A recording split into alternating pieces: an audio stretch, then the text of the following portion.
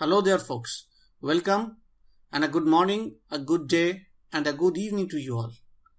I'm Sumit, the architect of StatCraft, and in this video I'll show you how to perform an one-way ANOVA test in StatCraft.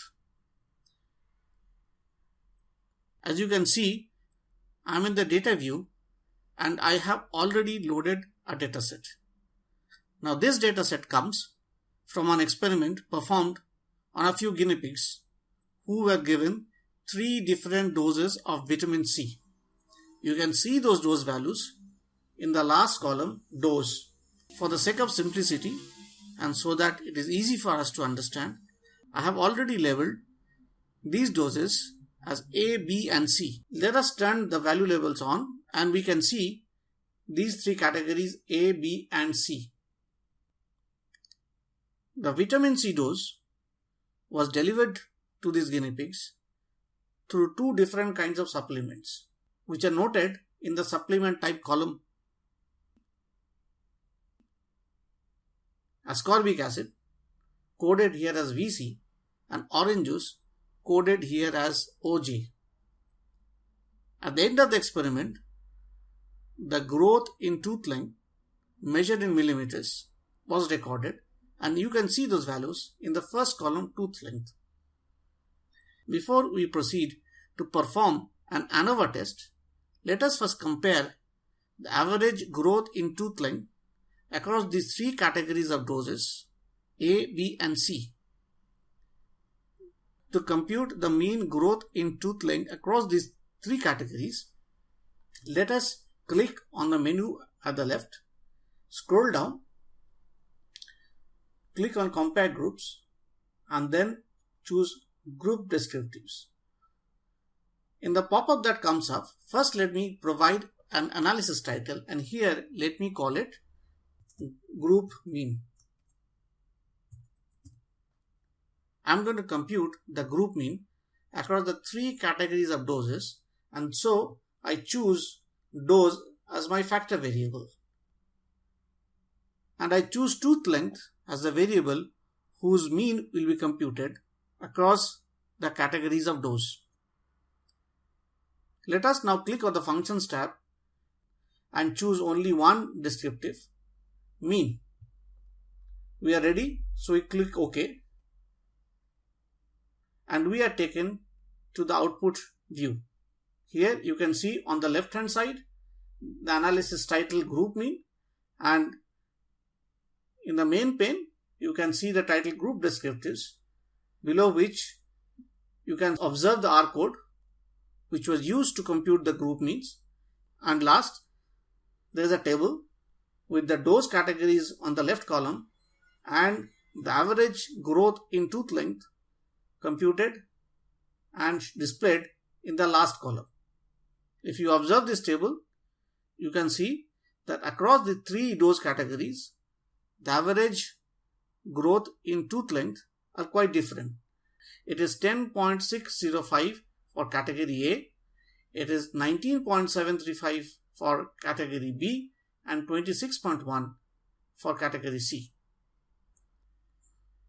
We will now perform an ANOVA test to investigate whether the difference in average growth in tooth length that we observe across the 3 dose categories are statistically significant or not.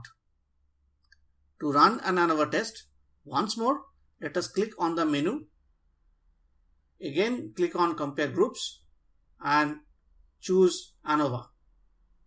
And from there, choose one-way ANOVA. As before, we give an analysis title and we call it simply one_way. We are going to compare the average values of growth in tooth length, and so I choose tooth length as my measurement variable, and since I am going to compare the averages across the 3 categories of doses, I choose dose as my factor. Before we click OK, we have a couple of more things to do. Let us click on options. As we know, one of the important assumptions of ANOVA test is homogeneity of variance.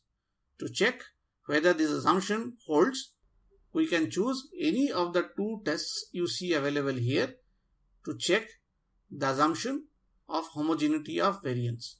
For this example, we will choose Levin's test. Next, we click on post hoc to perform a post hoc test. A post hoc test will check if the difference of means across any two categories of doses are statistically significant. From here, among all the tests available, I choose Takey's test or Takey's HSD. We are done, so let us click OK and let's now look at the results.